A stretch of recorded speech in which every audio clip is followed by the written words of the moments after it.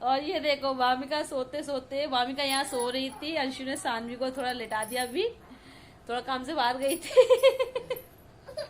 और वामिका पलट के सानवी के ऊपर आ गई, देखो ऐसे सो रही है और सानवी आराम से मजे से हंसने में लगी हुई है और पैर से हटा रही है वामिका को, हटो अब जग गई तुम्हें। देखो अब रो रही है और आराम से सो रही थी, अब जैसे हम आए हैं सोई जग गई है ये, और सानवी के ऊपर सिर रख के आराम से सो रही थी। है तुम छोटी बहन के ऊपर सो गई और तुम आराम से खेल रही थी। ये बहू आ गई तुम्हारी, छोटी वाली बहू आ गई। ये लड़का बहुत नौटंकी है। क्या है लड़के, क्या नौटंकी चालू है तेरी? ये बताओ। ओ मेरा बच्चा जग गया।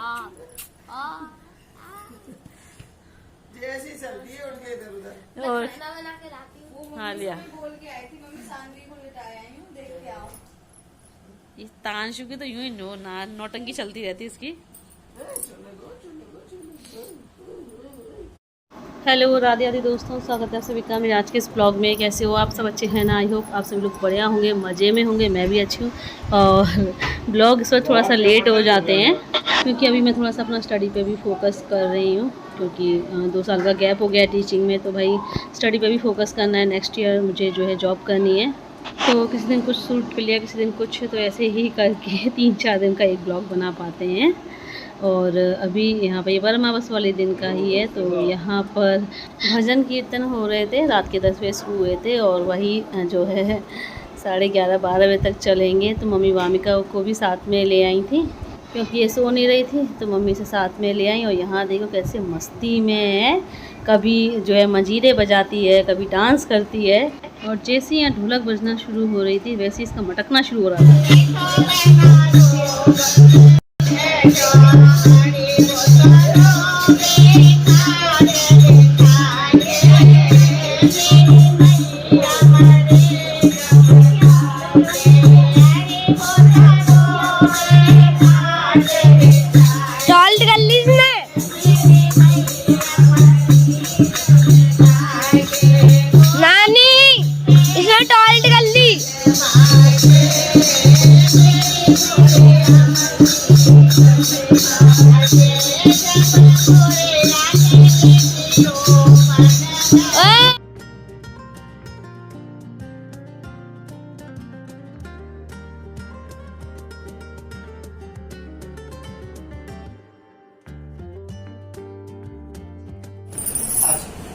और अभी यहाँ पर अंशु पा रही है काजल, तो बच्चों को लगेगा काजल, फिर उसके बाद सोएंगे। बच्चे सो रहे थे, तब ये ब्लैंकेट वगैरह खुले पड़े हैं, फिर अभी दोबारा जग गए हैं दोनों, सानवी वामिका दोनों ही जग पड़े हैं। तो अभी काजल वगैरह लग जाए, मम्मी अभी बाहर गीतों में से आई हैं, काजल वगैरह लग जाए, उसके बाद फिर उनको सुलाएं। तो अभी तो नींद नहीं है, देखो हिला रही है, सो गई है। अभी काजल लगेगा तब रोएगी ये। हाँ। क्या क्या कर रहे हो? नहीं नानी का माता कहाँ, मुझे नानी का फोन मिला मेरे पास। देना अभी रुक जा दे रही हूँ। बस पे दे कर पर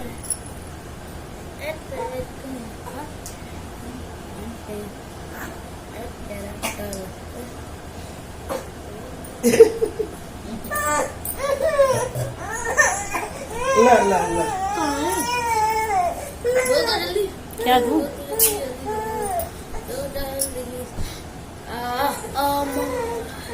जगा दो बामी को। ले लग गया काजल ले।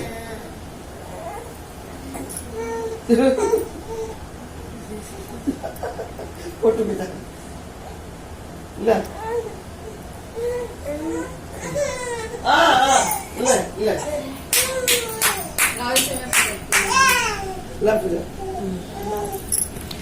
फोटो। और ये है वेडनेसडे वाले दिन का ब्लॉग। ट्यूसडे को मैंने कुछ भी शूट नहीं किया। वेडनेसडे वाले दिन ये सौरभ ने एक ऑनलाइन ऑर्डर किया था, लॉन्ड्री बैग ऑर्डर किया था, तो वही आया हुआ था। तो सौरभ ने बोला था कि इसकी वीडियो शूट करके मुझे दिखा दे कैसा आया है, तो मैं वही जो है पार्सल खोल रही थी। तो ये लॉन्ड्री बैग है जिसमें सानवी के जो कपड़े जो संभाल के रख दिए जाएंगे धुलने वाले। ऐसे बहुत सारे कपड़े हो जाते हैं, बच्चों के कपड़े दिन में 2 या 3 बार बदलने पड़ते हैं। कई बच्चे टॉयलेट कर रहे हैं, कभी कुछ, तो इसमें इकट्ठे करके रखते जाओ और सुबह उठ करके वॉश कर दो, मशीन में डाल दो। या फिर धुले हुए कपड़े रखना चाहते हो तो धुले हुए कपड़े रख लो भाई। बैग है लॉन्ड्री, आप इसमें जो कैसे भी यूज़ कर सकते हो इसको। और सौरभ को नहीं लगा था कि इतना बड़ा आ जाएगा, पर ये तो काफ़ी बड़ा है, काफ़ी स्पेस है। उसको ऐसा लगा था शायद ज़्यादा बड़ा नहीं होगा, छोटा होगा, बट बहुत बड़ा है, काफ़ी स्पेस है। मुझे तो ये बहुत अच्छा लगा।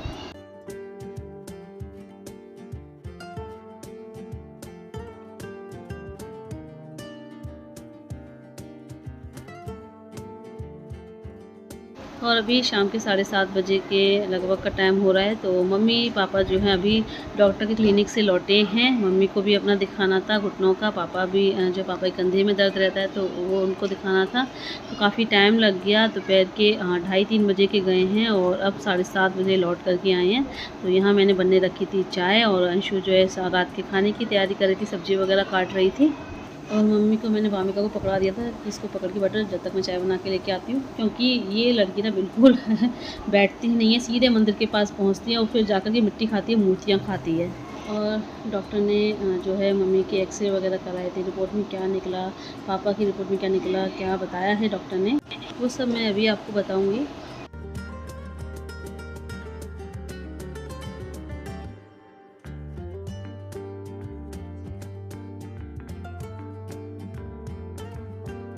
और ये सैटरडे वाले दिन की वीडियो। तो हम लोग जा रहे हैं मौसी के घर। मौसी बहुत दिनों से बुला रही थी लेकिन टाइम नहीं मिल पा रहा था और आज मौसम अच्छा था, हवा चल रही थी, बादल हो रहे थे। तो मैंने मम्मी से कहा चलो मौसी के पास घूम कर के आते हैं, मिल कर के आते हैं। और आज मौसम वाकई में बहुत अच्छा हो रहा है। घर में अंदर तो गर्मी है लेकिन बाहर हवा चल रही है। अभी बस तेज़ बारिश और हो जाए तो मज़ा आ जाए, मौसम ठंडा हो जाए, क्योंकि इस वक्त गर्मी का जो हाल है ना, मतलब तेज़ बारिश हो तब तो इस गर्मी से राहत मिले। और बारिश है कि होती ही नहीं है, थोड़ी बहुत बूंदाबांदी होती है, बंद हो जाती है।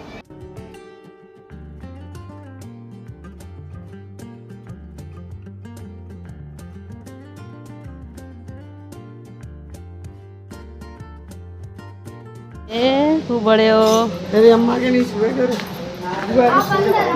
आप अंदर आओ तब छुएगा काव्यांश वगैरह। ऊपर कहाँ आ रहे हो? मौसी क्या ऊपर है? जल्दी आ।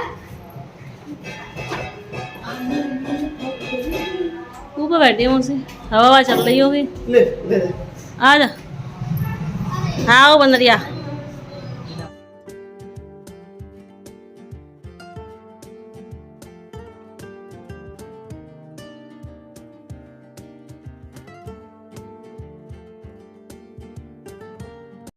चलो चलो, बड़ी नानी के घर आ गए। मौसी नमस्ते। हाँ मौसी, मौसम खराब हो रहा है। अब जरूरत कैसे है इसकी? अब तो सही है, आज तो नहीं आया, शाम को आ गया था बुखार। दे दी मौसा को कौन है?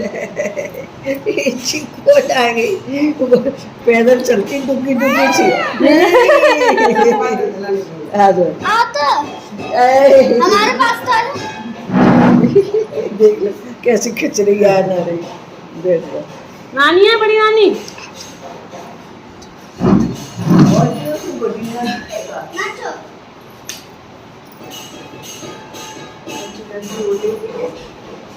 ये पलंग इतना कस के लगा, ये लाल पड़ गया। पलंग का इधर दीदी कैसे लग गया मुझे? ये पलंग से लगा।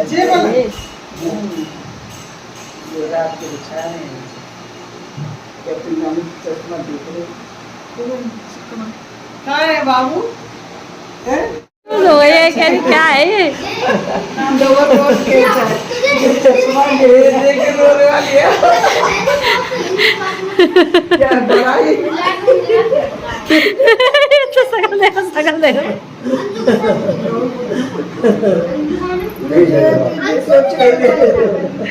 क्या है? ये कुछ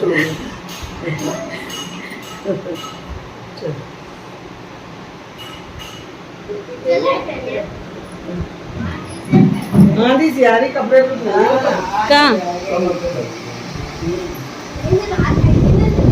तो सही है, गर्मी बहुत हो रही थी।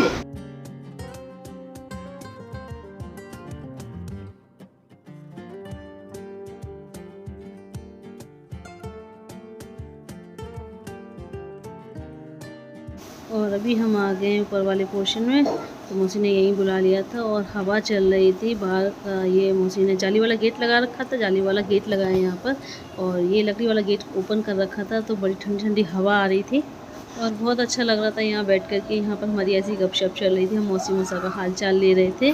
मौसी का अभी 1-1.5 महीने पहले ही अभी आँख का ऑपरेशन हुआ है। एक आँख का ऑपरेशन तो पहले ही हो गया था, इस बार अभी दूसरी आँख का हुआ है।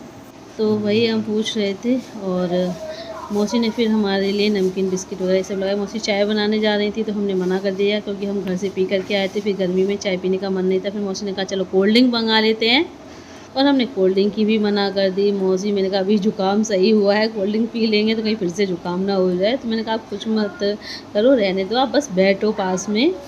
फिर भी मौसी ने नमकीन बिस्किट मीठा लगा दिया था हमारे खाने के लिए। और वामिका के लिए चिप्स के पैकेट मंगाए थे। तो देखो वामिका कैसे मज़े से बैठी है, पूरा मस्ती के मूड में है।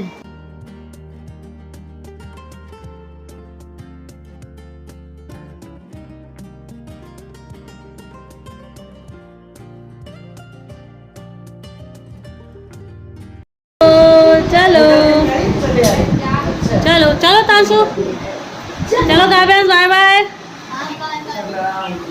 तो पूरे रास्ते में चली जाइए हैं?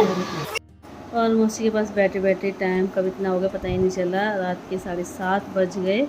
निकलते निकलते हमको 7:45 ही बज गया था घर से निकलते निकलते। और तांशु काव्य जब दोनों मिल जाए तो दोनों का एक दूसरे को छोड़ने का मन ही नहीं करता है। और राजू ने मौसा जी के लिए नई इलेक्ट्रिक स्कूटी ख़रीदी है क्योंकि ये मतलब वेट में भी हल्की होती है और मौसा जी के लिए ठीक है। अब एज है उनकी ऐसी, तो मतलब हैवी स्कूटी नहीं चलाने में थोड़ा सा दिक्कत तो होती है। तो ये मौसा जी के लिए आसपास कहीं जाना हो तो आराम से स्कूटी पे जो है चले जाएं। और मौसी कह रही थी कि वो अपने घर में जो है पेंट कराना चाह रही। काफ़ी टाइम हो गया घर में पेंट हुए, 5-6 साल हो गए होंगे।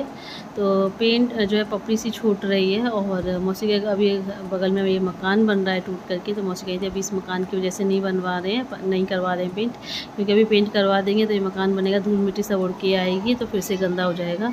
तो ये मकान जब बन जाएगा उसके बाद तब मौसी जो है घर में पेंट करवाएंगी।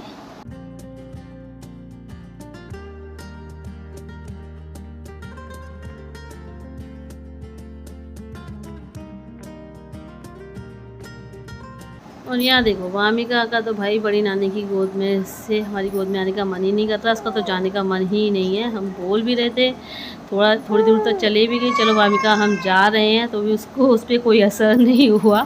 वो तो मस्त थी मौसी की गोद में। बेचारी क्या करे, कंफ्यूज हो जाती, समझ में ही नहीं आ रहा था मम्मी और मौसी ये दोनों एक ही सी लग रही हैं। और आवाज़ें तो बहुत सुनती, कहीं से भी थोड़ी सी आवाज़ आ जाए तुरंत मुड़ के देखते ही कहाँ से आ रही है आवाज़। और ऊपर बालकनी से मौसा जी वामिका को बाय बाय बोल रहे थे तो बहुत खुश होकर के देख रही थी। चलो अभी चलते हैं घर, काफ़ी टाइम हो गया।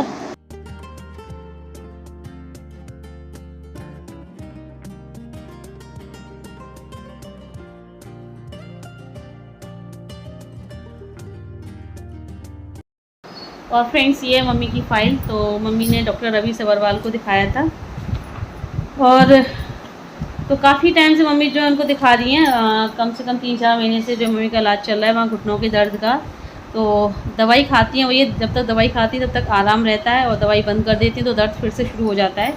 तो वही बात है ना कि इंसान दवाई कब तक खाए, चलना फिरना भी मतलब दिक्कत है। वो तो ये है कि मम्मी घूमने चली जाती हैं, अगर सुबह शाम टहलेंगी नहीं तो डायबिटीज़ इफ़ेक्ट होगी, डायबिटीज़ पर असर पड़ेगा, डायबिटीज़ बढ़ने लगेगी। तो टहलना भी ज़रूरी है, और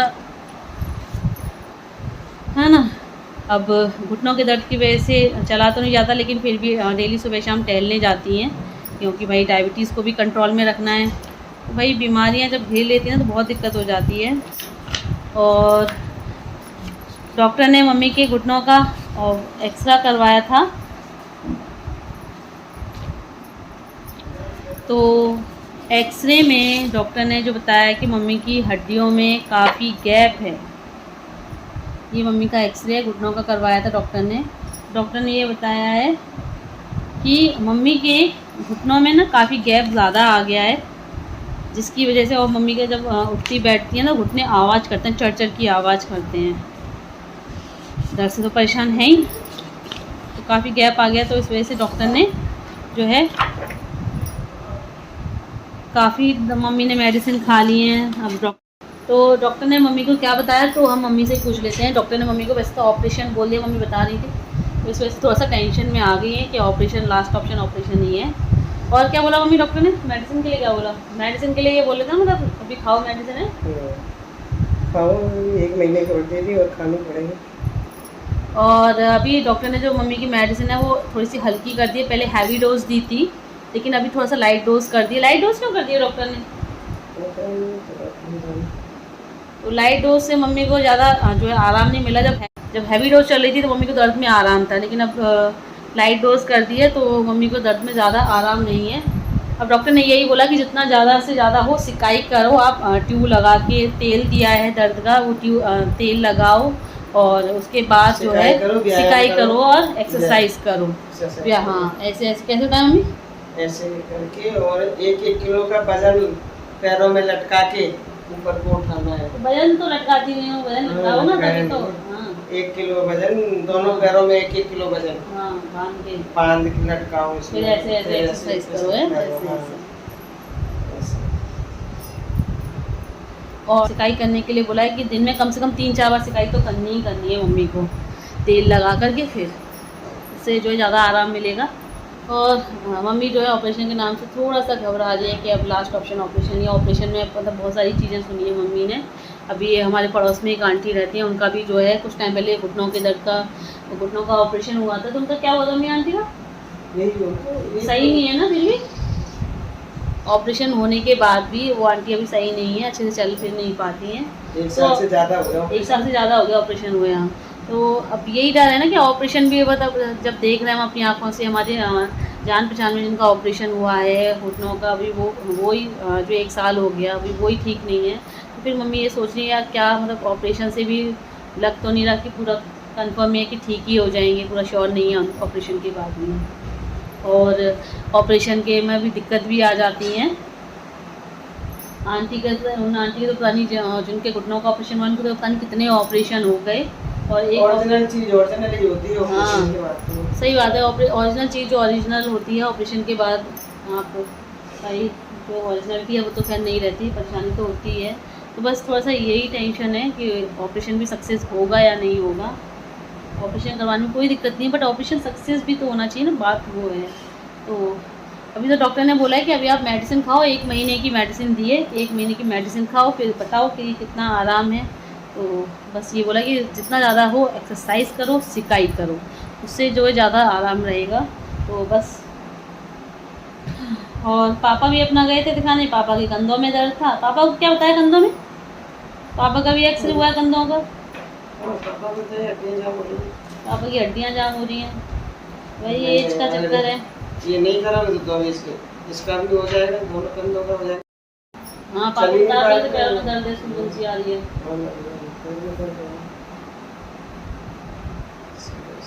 तो बस फ्रेंड्स मैं तो यही चाह रही हूँ कि मम्मी को घुटनों में दर्द आराम मिल जाए, घुटनों के दर्द में ऑपरेशन ना कराना पड़े तो ज़्यादा बेटर है।